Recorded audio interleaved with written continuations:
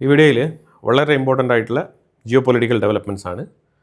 അപ്പോൾ ഇതിൽ നമ്മൾ ഇത്രയും നാളും പറഞ്ഞുകൊണ്ടിരുന്ന കുഷസ്താൻ എന്ന് പറഞ്ഞ ആ സ്ഥലത്ത് അമേരിക്ക ഒരു അറ്റാക്ക് നടത്തിയിരിക്കുകയാണ്. ദർഹോവിൻ എന്ന് പറഞ്ഞ ഒരു ന്യൂക്ലിയർ പവർ പ്ലാന്റിൻ്റെ മേളിൽ അമേരിക്ക അറ്റാക്ക് നടത്തിയതായിട്ട് IRGC ക്ലെയിം ചെയ്യുന്നുണ്ട്. അപ്പോൾ ഇതുമായിട്ട് ബന്ധപ്പെട്ട് IAEA പറയുന്നത് ന്യൂക്ലിയർ പവർ പ്ലാന്റിലാണ് അറ്റാക്ക് നടന്നതെങ്കിൽ ഞങ്ങൾക്കൊന്ന് വിസിറ്റ് ചെയ്ത് അത് ഒന്ന് പരിശോധിക്കേണ്ടതുണ്ട്. കാരണം വേറെ ഒന്നുമല്ല, റേഡിയേഷൻ ലീക്ക് ഉണ്ടായിക്കഴിഞ്ഞാൽ അത് ശരിക്കും റീജിയണൽ ത്രെട്ടാണ്. അപ്പോൾ അതിന് പെർമിഷൻ വേണമെന്ന് ചോദിക്കുമ്പോഴത്തേക്കും ഇറാൻ പെർമിഷൻ കൊടുക്കുന്നില്ല. ഇതിൽ നിന്നും എന്താണ് മനസ്സിലാക്കേണ്ടത്? ഇന്നലെ ഇതേപോലൊരു നാടകം ഇറാൻ നടത്തിയിട്ടുണ്ടായിരുന്നു. ആ നാടകം വേറെ ഒന്നുമല്ല, അവരുടെ വാട്ടർ പ്ലാന്റ്, അവരുടെ ഡീസാലിനേഷൻ പ്ലാന്റ് അറ്റാക്ക് നടത്തി തകർത്ത് കളഞ്ഞു എന്ന് പറഞ്ഞിട്ട് ഇന്ന് അവർ പറഞ്ഞിരിക്കുന്നത് ഒറ്റ ദിവസം കൊണ്ട് ആ ഡീസാലിനേഷൻ പ്ലാന്റ് അവർ നന്നാക്കിയത്രേ. നന്നാക്കിയിട്ട് അവരൊരു ഫോട്ടോ എടുത്ത് പബ്ലിഷ് ചെയ്തിട്ടുണ്ട്. അത് ശരിക്കും പറഞ്ഞാൽ ഒരു മോട്ടർ വാങ്ങിച്ച് ഫിക്സ് ചെയ്തിരിക്കുകയാണ്. എനിക്ക് തോന്നുന്നു അവിടെ ഈ ആക്രമണത്തിൽ ചെറിയ രീതിയിൽ ഈ കെട്ടിട ഇടിപാടുകൾ മാത്രമാണ് അവിടെ ഉണ്ടായിരുന്നതെന്നും അതെല്ലാം നീക്കം ചെയ്തിട്ട് മോട്ടർ റൺ ചെയ്തപ്പം, പവർ സപ്ലൈ കൊടുത്ത് മോട്ടർ റൺ ചെയ്തപ്പോൾ മോട്ടർ പ്രവർത്തിക്കുന്നുണ്ട്. അപ്പോൾ അത് നന്നാക്കിയവർ.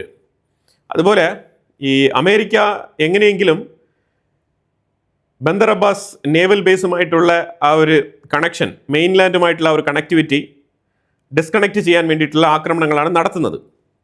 പക്ഷേ ഇവിടെ സംഭവിക്കുന്നത് ആ ലാൻഡ് നേച്ചർ അനുസരിച്ചാണെന്നുണ്ടെങ്കിൽ അവർക്ക് റോഡ് മാർഗമല്ല, അവർക്ക് പല രീതിയിലും മൺപാതകളിലൂടെ അവർക്ക് ബന്ദർ അബ്ബാസിലേക്ക്, പ്രത്യേകിച്ച് ഈ നേവൽ ബേസിലേക്ക് എത്താനുള്ള മാർഗ്ഗങ്ങളുണ്ട്. അതാണ് നമ്മൾ മനസ്സിലാക്കേണ്ടത്. അവരിപ്പോൾ പറയുന്നത് നിങ്ങൾ ഞങ്ങളുടെ റോഡുകളും പാലങ്ങളൊക്കെ തകർത്ത് കളഞ്ഞാലും ഞങ്ങൾക്ക് ബന്ദർ അബ്ബാസിലേക്ക് എത്താൻ മാർഗ്ഗങ്ങളുണ്ട് എന്നാണ് ഇറാൻ പറയുന്നത്. അതിലുപരിയായിട്ട് അവർ അതിലേക്ക് പോകുന്ന അൺപാവ്ഡ് റോഡുകളൊക്കെ പിക്ചർ എടുത്ത് പോസ്റ്റ് ചെയ്തിട്ടുണ്ട്. ഇത് ശരിക്കും പറഞ്ഞാൽ ഇവിടെ അമേരിക്ക ഒരു മിസ്റ്റേക്ക് കാണിക്കുന്നുണ്ട്. അമേരിക്ക ശരിക്കും പറഞ്ഞാൽ ഇസ്രായേലിനോടൊപ്പം ചേർന്ന് വേണം ഈ അറ്റാക്ക് മുന്നോട്ട് കൊണ്ടുപോകാൻ. ഇപ്പോഴും അമേരിക്ക ഇസ്രായേലിനെ ഒരു ബാരിയർ ഇട്ട് നിർത്തി വെച്ചിരിക്കുകയാണ്. ഇസ്രായേൽ ആക്രമണത്തിന് പങ്കെടുക്കാൻ തയ്യാറാണ്. ഇസ്രായേലിൻ്റെ ഡിഫൻസ് മിനിസ്റ്റർ ഇസ്രായേൽ കട്സ് അതുമായിട്ട് ബന്ധപ്പെട്ട് പറഞ്ഞു കഴിഞ്ഞു. അതേപോലെ തന്നെ ഇതിന് IDF-ൻ്റെ ചീഫ് പുള്ളിയും ഇതുമായിട്ട് ബന്ധപ്പെട്ട് സ്റ്റേറ്റ്മെൻറ്റ് പറഞ്ഞു കഴിഞ്ഞു. പറയാനുണ്ടായ കാരണം എന്താണെന്ന് പറഞ്ഞാൽ, ശരിക്കും ഇന്ന് ജോർദാൻ്റെ ഉള്ളിലാണ് ഏറ്റവും കൂടുതൽ ഇറാൻ ടാർഗറ്റ് ചെയ്ത അറ്റാക്കുകൾ നടത്തിയത്. അപ്പം അതിൽ എല്ലാ അറ്റാക്കുകളും വിജയകരമാണെന്ന് വെച്ചാൽ ഇല്ല, പക്ഷേ അവർ നിർണായകമായിട്ടുള്ള സ്ഥലങ്ങൾ അറ്റാക്ക് ചെയ്തിട്ടുണ്ട്. അപ്പം അതിൽ ഇന്നലെ ജോർദാൻ്റെ ഉള്ളിലേക്കുള്ള അൽസാത്തി ബേസിൽ നടത്തിയ അറ്റാക്കും അതുമായിട്ട് ബന്ധപ്പെട്ട ഡാമേജ് നടന്ന ഇമേജും പുറത്തു വന്നിട്ടുണ്ട്. ഇപ്പം ഞാൻ ഈ കാണിക്കുന്ന ഇമേജിൽ കാണിക്കുന്ന ഈ സ്പോട്ടിൽ നടന്ന അറ്റാക്കിലാണ് ശരിക്കും ആ ഒരു മിസൈൽ വന്ന് പതിക്കുന്നതും അതിനെ തുടർന്ന് വലിയ പൊട്ടിത്തെറി ഉണ്ടാകുന്നതുമായിട്ടുള്ള ഒരു ഫുട്ടേജ് അമേരിക്ക തന്നെ പബ്ലിഷ് ചെയ്തിട്ടുണ്ടായിരുന്നു. അതിനെ തുടർന്ന് ആ സ്ഥലത്തിൻ്റെ ഇമേജ് ഇന്ന് പുറത്തുവിട്ടിട്ടുണ്ട്. ഈ ഒരു സ്പോട്ടിലാണ് അറ്റാക്ക് നടന്നത്. ഇവിടെയാണ് ശരിക്കും അമേരിക്കൻ സോൾജേഴ്സ് 2 പേർ കൊല്ലപ്പെട്ടതും ഒരാൾ ഇപ്പോഴും മിസ്സിംഗ് ആണെന്നാണ് അമേരിക്ക പറയുന്നത്. മിസ്സിംഗ് ആയ വ്യക്തിയും നമുക്ക് കൊല്ലപ്പെട്ടതായിട്ട് തന്നെ കരുതാം. സോ 3 അമേരിക്കൻ സോൾജേഴ്സ് കൊല്ലപ്പെട്ടതായിട്ട് നമുക്ക് കരുതാൻ പറ്റും. ആ ആക്രമണം നടന്ന സ്പോട്ടിൻ്റെ ഇമേജാണ് ഞാനിവിടെ വെച്ചിരിക്കുന്നത്. ഇനി ജോർദാൻ്റെ ഉള്ളിൽ ഇന്നലെ Sunday throughout afternoon Iran തുരിതരാ മിസൈലുകൾ അയച്ചുകൊണ്ടിരിക്കുമായിരുന്നു. അപ്പോൾ അതിൽ കൃത്യമായിട്ട് ഇസ്രായേലിൻ്റെ എലിയോട്ട് എന്ന് പറഞ്ഞ ആ ഒരു സൈഡിൻ്റെ ആ ഒരു പ്രൊവിൻസ് വരെയൊക്കെ മിസൈലുകൾ കാണാൻ കഴിഞ്ഞു. കാരണം അത്ര താന്നാണ് പറന്നു പോയത്. കാരണം ഇസ്രായേലിനോട് ചേർന്ന് കിടക്കുന്ന ഏരിയകളിലേക്ക് ജോർദാൻ്റെ ഉള്ളിൽ ഇറാൻ ടാർഗറ്റ് ചെയ്തത്. അപ്പം ഇസ്രായേൽ 4 മിസൈലുകൾ ഇസ്രായേലിൻ്റെ എയർ സ്പേസിൽ വെച്ചിട്ട് ഇൻ്റർസെപ്റ്റ് ചെയ്തു. ഇറാൻ ജോർദാനിലേക്ക് അയച്ച മിസൈലുകൾ ഇസ്രായേലിൻ്റെ എയർ സ്പേസിൽ വെച്ചിട്ട് അതിനെ ഇൻ്റർസെപ്റ്റ് ചെയ്തു. ലിറ്ററലി ഇറാനെതിരെയുള്ള നടപടിയായിട്ടും ജോർദാനെ അനുകൂലിക്കുന്ന അമേരിക്കൻ അനുകൂല നിലപാടാണ് ഇസ്രായേൽ എടുക്കുന്നത്. ശരിക്കും അങ്ങനെ തന്നെയാണ് എടുക്കേണ്ടത്. ഇനി അമേരിക്കയുടെ അറിവോടുകൂടി ഇത് ഇസ്രായേൽ ഇൻ്റർസെപ്റ്റ് ചെയ്തതാണെന്ന് ചോദിച്ചാൽ നമുക്കറിയില്ല. അതുമായിട്ട് ബന്ധപ്പെട്ട് അങ്ങനത്തെ ഒരു ക്ലെയിം ഇല്ല. പക്ഷേ ഇസ്രായേലിൻ്റെ റഡാറിൽ, ഇസ്രായേലിൻ്റെ എയർ ഡിഫൻസ് സിസ്റ്റത്തിൻ്റെ റഡാർ കോർഡിനേറ്റ്സിൽ ഇത് ഡിറ്റക്റ്റ് ചെയ്തു. അപ്പോഴേക്കും ഇസ്രായേൽ അതിനെ അടിച്ചു വീഴ്ത്തി. അതാണ് സംഭവിച്ചിരിക്കുന്നത്. സോ ഞങ്ങളുടെ എയർ സ്പേസിലൂടെ കടന്നു പോകുന്ന ഒരു ത്രെട്ടിനെ ഇൻ്റർസെപ്റ്റ് ചെയ്യാനുള്ള റൈറ്റ് ഞങ്ങൾക്കുണ്ട് എന്നാണ് ഇസ്രായേൽ പറയുന്നത്. ഇനി അബദ്ധത്തിലെങ്ങാനും നിങ്ങൾ ജോർദാനെ അടിക്കുന്നു പറഞ്ഞിട്ട് ഇസ്രായേലിൻ്റെ ഉള്ളിൽ ഒരു മിസൈൽ വീണ് കഴിഞ്ഞാൽ ഞങ്ങളുടെ ഫൈറ്റർ ജെറ്റുകൾ റെഡി മൊമെൻറ്റിലാണുള്ളത്, ഇറാനിലേക്ക് പാഞ്ഞെടുക്കുമെന്നാണ് ഇസ്രായേൽ താക്കീത് നൽകിയിരിക്കുന്നത് ഇറാന്.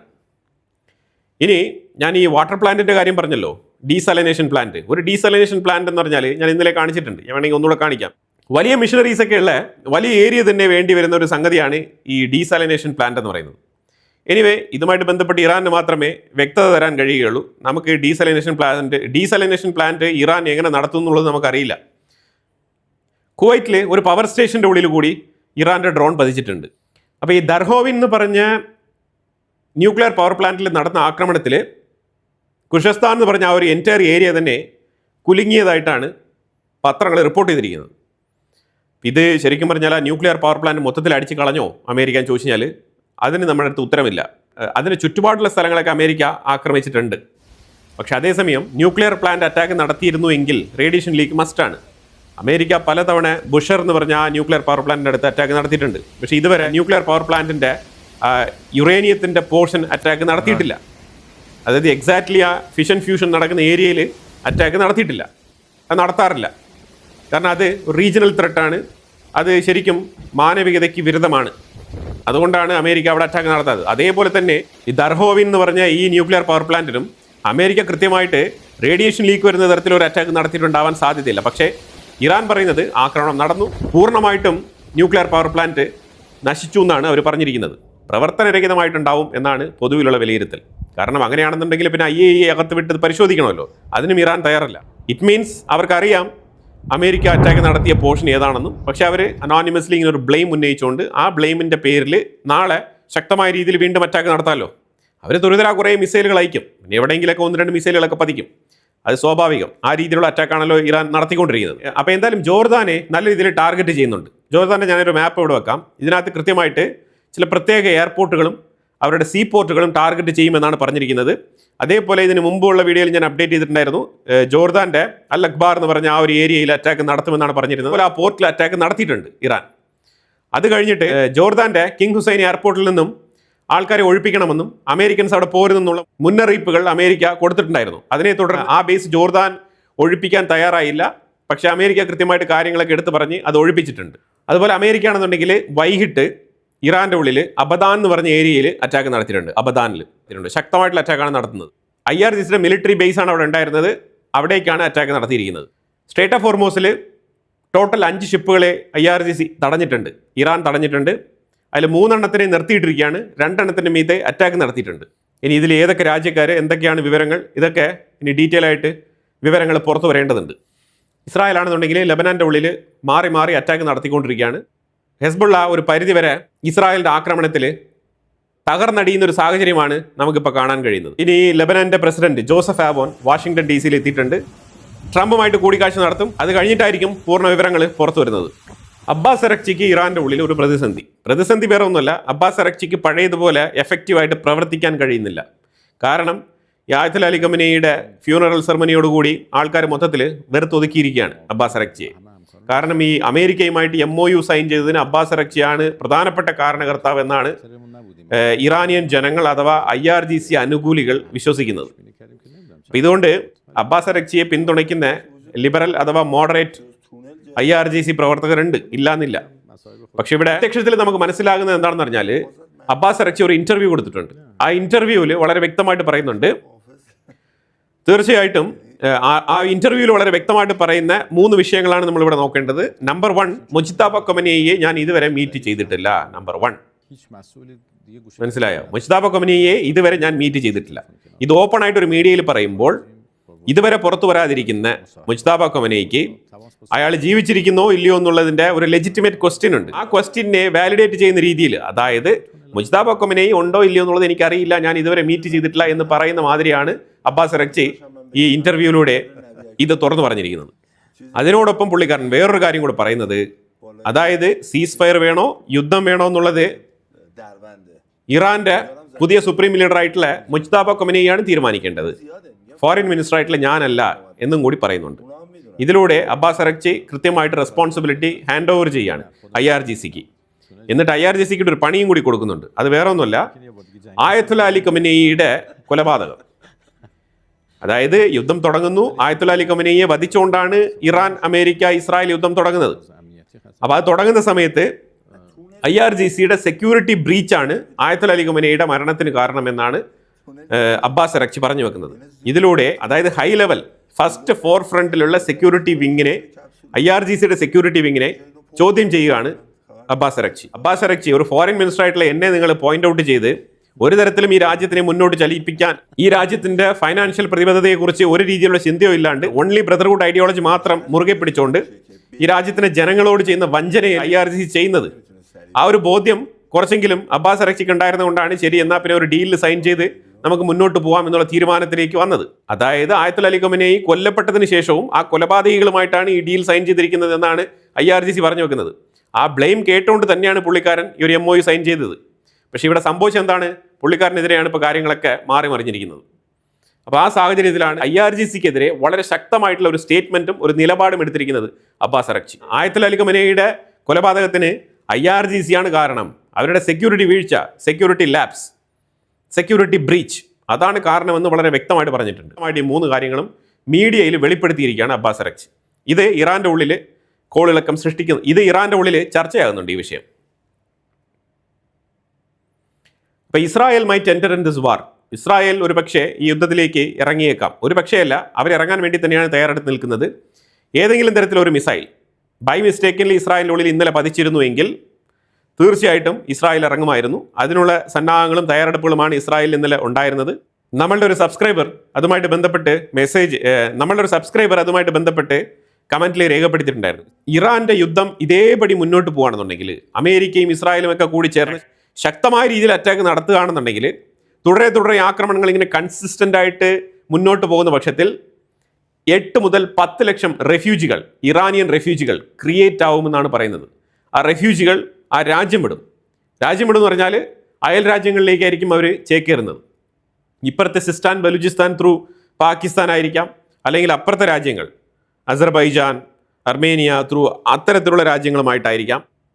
അപ്പോൾ ഇത്തരത്തിൽ തുർക്കി ത്രൂ യൂറോപ്പ് ആയിരിക്കാം. അപ്പോൾ അങ്ങനെ ഈ മേഖലകളിലൊക്കെ മിനിമം ഒരു 8 മുതൽ 10 ലക്ഷം റെഫ്യൂജികൾ ഇമീഡിയറ്റ് ആയിട്ട് ക്രിയേറ്റ് ആവും എന്നാണ് പറയുന്നത്.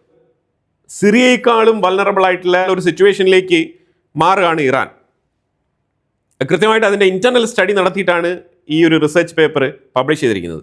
അപ്പോൾ എന്തായാലും ഗാസയിലും ലെബനാനിലൊക്കെ ഇസ്രായേൽ ആക്രമണങ്ങൾ തുടരുകയാണ്. അതുപോലെ ഇസ്രായേൽ ഇന്നലെ അമേരിക്കയോടൊപ്പം ചേർന്ന് ആക്രമണത്തിന് ഇറങ്ങാൻ വേണ്ടിയിട്ട് തയ്യാറെടുത്തിരുന്ന സാഹചര്യത്തിൽ അമേരിക്ക ആ ഡിസിഷൻ ഒന്ന് പെൻഡിങ്ങിൽ വെച്ചിരിക്കുകയാണ്. നീ സമാധാനത്തിലിരിക്കൂ, ഞങ്ങൾ പറയുമ്പോൾ നിങ്ങൾ ഇറങ്ങിയാൽ മതി എന്നാണ് അമേരിക്ക പറഞ്ഞിരിക്കുന്നത്. കാര്യങ്ങളൊക്കെ ഒരു പരിധിവരെ അമേരിക്ക ആക്രമണം നടത്തി ഇപ്പോഴും ഇറാനെ ടേബിളിലേക്ക് വരുത്താമെന്നാണ് വിചാരിച്ചുകൊണ്ടിരിക്കുന്നത്. പക്ഷേ അത് അത്ര എളുപ്പമല്ല. ഇനിയും ആക്രമണങ്ങൾ ശക്തമായ രീതിയിൽ നടത്തേണ്ടതുണ്ട്. അത് ശരിക്കും അമേരിക്ക ഇപ്പം നടത്തുന്നതിൻ്റെ 3 ഇരട്ടി വേഗത്തിൽ അറ്റാക്ക് നടത്തിയാൽ മാത്രമേ ഇറാനെ വരുതിക്ക് കൊണ്ടുവരാൻ കഴിയുകയുള്ളൂ. അപ്പോൾ എന്തായാലും ഇസ്രായേലിൻ്റെ എയർബേസിൽ നിന്നാണ് അമേരിക്കയുടെ എയർക്രാഫ്റ്റുകൾ റീഫ്യൂവലിംഗ് ചെയ്ത് വീണ്ടും അവിടെ നിന്ന് ടേക്ക് ഓഫ് ചെയ്ത് ഇറാനിലേക്ക് വരുന്നത് ആക്രമണം നടത്താൻ വേണ്ടിയിട്ട്. ഇന്നലെ 30 എയർക്രാഫ്റ്റുകൾ ഇസ്രായേൽ ത്രൂ തന്നെയാണ് പാസ് ചെയ്ത് പോയത്. അപ്പോൾ ഇത് ശരിക്കും ഇറാനെ ചൊടിപ്പിക്കുന്നുണ്ട്. ഈ ഒരു കാരണവും പറഞ്ഞ് ഇറാൻ ഇസ്രായേലിനെതിരെ ആക്രമണം നടത്താനുള്ള സാധ്യതയുണ്ട്. ഇറാനും യുദ്ധത്തിൽ ഏർപ്പെടുമ്പോൾ അത് അമേരിക്കയോടൊപ്പം മാത്രമല്ല ഇസ്രായേലിനോടൊപ്പം കൂടി വേണം എന്നുള്ളതാണ് അവരുടെ ആശയം. അവരുടെ ഫണ്ടമെന്റൽ ഐഡിയോളജി അങ്ങനെയാണ് അവർ പഠിപ്പിച്ച് വെച്ചിരിക്കുന്നത്. ഇസ്രായേൽ വൈകാതെ തന്നെ ഇതിൻ്റെ ഉള്ളിൽ എൻ്റർ ആവാനുള്ള എല്ലാ സാധ്യതകളും കാണുന്നുണ്ട്. അപ്പോൾ എന്തായാലും അമേരിക്ക ഇന്നലെ വൈകുന്നേരം അബദാൻ എന്ന് പറഞ്ഞ സ്ഥലത്ത് അറ്റാക്ക് നടത്തിയിട്ടുണ്ട്. തീർച്ചയായിട്ടും അബദാനിൽ മാത്രമല്ല മറ്റു പല മേഖലകളിലും അറ്റാക്ക് നടത്തിക്കൊണ്ടിരിക്കുകയാണ്. അതുപോലെ ഇന്നലെ അമേരിക്ക ശരിക്കും ഹോർമോസ്കോൺ പ്രൊവിൻസിലും അതേപോലെ സൗത്ത് മോസ്റ്റ് റീജിയനിലൊക്കെ മാരകമായിട്ടുള്ള അറ്റാക്കാണ് നടത്തിയത്. അതിൽ കൊഷം ഐലൻഡ് ഹോർമോസ്കോൺ മിസൈൽ സ്റ്റോറേജ് ഫെസിലിറ്റി അടിച്ച് തകർത്തിട്ടുണ്ട്. IRGCയുടെ മിലിറ്ററി പൊസിഷൻസും അതേപോലെ ലോജിസ്റ്റിക്സ് സൈറ്റ്സുമാണ് ടാർഗറ്റ് ചെയ്തത്. അതുപോലെ തന്നെ ബന്ദർ അബ്ബാസിൽ, അതും ഹോർമോസ്കോൺ പ്രൊവിൻസ് തന്നെയാണ്, IRGCയുടെ നേവി ഫെസിലിറ്റിയിൽ അറ്റാക്ക് നടത്തിയിട്ടുണ്ട്. ഞാൻ ഈ ബന്ദർ അബ്ബാസിൻ്റെ മാപ്പ് ഞാനിവിടെ വെക്കുന്നുണ്ട്, നിങ്ങൾക്ക് തന്നെ മനസ്സിലാക്കാൻ പറ്റും. ആ മാപ്പ് ഞാൻ കുറച്ചുകൂടെ ഡീറ്റെയിൽ ആയിട്ട് നിങ്ങൾക്ക് ഇവിടെ കാണിക്കുന്നുണ്ട്. ബന്ദർ അബ്ബാസ് എന്ന് പറയുന്നത് വലിയൊരു ഏരിയ ആണ്. അതിൽ പലതരത്തിൽ പോർട്ട് എൻട്രി ഉണ്ട്. അപ്പോൾ അതിൽ ഇനിയും നിരന്തരം അറ്റാക്ക് നടത്തേണ്ട സ്ഥലങ്ങൾ ഒരുപാടുണ്ട് അവിടെ. അതുപോലെ അവിടെ കമാൻഡ് സെൻറ്റേഴ്സ് ഉണ്ട്, കോസ്റ്റൽ ഡിഫൻസ് പൊസിഷൻസ് ഉണ്ട്, എയർ ഡിഫൻസ് സിസ്റ്റംസ്. ഇതെല്ലാം തന്നെ ഇന്നലെ അമേരിക്ക അറ്റാക്ക് നടത്തിയിട്ടുണ്ട്. IRGC navy facility, command centre, coastal defence positions, air defence systems, അതേപോലെ areas where west of Bandar Abbas Hormozgan coastal area. അവിടെ ഈ വെസ്റ്റേൺ ഹോർമോസ് എന്ന് പറയുമ്പോഴത്തേക്കും കുറച്ചുകൂടെ പേർഷ്യൻ ഗൾഫ് ഏരിയയിലേക്ക് നിരീക്ഷണം നടത്തുന്ന ഭാഗത്തിലുള്ള സർവൈലൻസ് യൂണിറ്റുകൾ അവിടെയുണ്ട്. Coastal surveillance and military infrastructure അതും അമേരിക്ക അടിച്ചു തകർത്തിട്ടുണ്ട്. അതേപോലെ മിസൈൽ സൈറ്റുകൾ, ആ മിസൈൽ സൈറ്റുകൾ ഡിസ്ക്ലോസ് ചെയ്തിട്ടില്ല, പക്ഷേ സദൻ ഇറാന്റെ ഏരിയയിലുള്ള നിരവധിയായിട്ടുള്ള മിസൈൽ സൈറ്റുകൾ, അതുപോലെ മിസൈൽ ലോഞ്ചിങ് സ്റ്റോറേജ് ഫെസിലിറ്റീസ് IRGCയുടെ തന്നെ അറ്റാക്ക് ചെയ്ത് കളഞ്ഞിരിക്കും. IRGCയുടെ ഈ മിസൈൽ സ്റ്റോറേജ് കമാൻഡ് സെന്ററുകളെല്ലാം തന്നെ അടിച്ച് തകർത്ത് കളഞ്ഞിട്ടുണ്ട്. സൗത്തൻ ഇറാനിൽ command and control facilities directing operations around the strait of Hormuz, അതായത് സദൻ ഇറാന്റെ പൊസിഷനിൽ ഇരുന്നുകൊണ്ട് സ്ട്രേറ്റ് ഓഫ് ഹോർമസിലേക്കുള്ള ആക്രമണങ്ങളെ കൺട്രോൾ ചെയ്യുന്ന കമാൻഡ് സെന്റർ, ആ ഒരു കൺട്രോൾ ഫെസിലിറ്റി അറ്റാക്ക് ചെയ്ത് കളഞ്ഞിട്ടുണ്ട്. അത് അമേരിക്ക ഉദ്ദേശിക്കുന്നത് സ്ട്രേറ്റ് ഓഫ് ഹോർമോസിൽ ഈ ഷിപ്പിംഗ് ഫ്രീ നേവിഗേഷൻ ഉറപ്പുവരുത്തുന്ന രീതിയിലുള്ള ആക്രമണങ്ങളാണ് അമേരിക്ക തുടരുന്നത്. ഇതിനകത്ത് അമേരിക്കയുടെ main objectives of the 9th wave of attack. അപ്പോൾ അതിനകത്ത് degrade IRGC missile and drone capabilities, target command and control infrastructures, അതേപോലെ strike coastal surveillance and air defence systems. ഇതാണ് മെയിനായിട്ട് അമേരിക്ക ഫോക്കസ് ചെയ്ത് അറ്റാക്ക് നടത്തുന്നത്. Reduce Iran ability to threaten shipping through the strait of Hormuz, അതാണ് ഉദ്ദേശിക്കുന്നത്. അതായത് ഇറാന്റെ എബിലിറ്റിയെ റെഡ്യൂസ് ചെയ്യുക. സ്ട്രേറ്റ് ഓഫ് ഹോർമസിലൂടെ കടന്നു വരുന്ന കപ്പലുകൾക്ക് ഭീഷണിയാകുന്ന തരത്തിലുള്ള ഇറാന്റെ ഇൻഫ്രാസ്ട്രക്ചേഴ്സ് മൊത്തത്തിൽ അടിച്ച് കാലിയാക്കുക എന്നുള്ളതാണ് അമേരിക്കയുടെ ലക്ഷ്യം. അപ്പോൾ അങ്ങനെ 9ാമത്തെ ദിവസവും അമേരിക്ക ശക്തമായിട്ടുള്ള രീതിയിൽ അറ്റാക്ക് നടത്തിയിരിക്കുകയാണ്. തീർച്ചയായിട്ടും ഇറാൻ റിറ്റാലിയേറ്റ് ചെയ്യും. മിഡിൽ ഈസ്റ്റ് രാജ്യങ്ങളിലേക്കും ജോർദാൻ, കുവൈറ്റ് പോലത്തെ രാജ്യങ്ങളിലൊക്കെ ടാർഗറ്റ് ചെയ്യും. ഇന്നലെ തന്നെ മിഡിൽ ഈസ്റ്റിൽ പല രാജ്യങ്ങളിലും എയർപോർട്ടുകളൊക്കെ ഷട്ട് ഡൗൺ ചെയ്യപ്പെട്ടിരുന്നുള്ളത് ഒരു യാഥാർത്ഥ്യമാണ്. പ്രത്യേകിച്ച് കുവൈറ്റ്, ജോർദാൻ, അതേപോലെ ചില പ്രത്യേക ഫ്ലൈറ്റ് കമ്പനികൾ UAE-യിൽ അവരും അവരുടെ operations നിർത്തിവെച്ചിരുന്നു. Great people, those great patriots were out there fighting that Iran cannot have a nuclear weapon. Iran has been very, very badly damaged. They've lost everything almost militarily. They've got very little left. They've got some missiles. They've got some drones. They've got some manufacturing ability, not much. We control the strait. They don't control anything. So we'll see what happens. But we hit them very hard again tonight. And we did that in honor of the probably three. It's probably three as opposed to two. Great patriots. പക്ഷേ അതുമായിട്ട് ബന്ധപ്പെട്ട വിവരങ്ങൾ പുറത്തു വരേണ്ടതുണ്ട്. അപ്പോൾ തീർച്ചയായിട്ടും ഈ വീഡിയോയിൽ പറഞ്ഞ വിഷയങ്ങളുമായിട്ട് ബന്ധപ്പെട്ട നിങ്ങളുടെ അഭിപ്രായങ്ങൾ കമന്റ് ബോക്സിൽ രേഖപ്പെടുത്തുക. കൂടുതൽ വാർത്തകളുമായിട്ട് അടുത്ത വീഡിയോയിൽ വരാം. Thank you so much.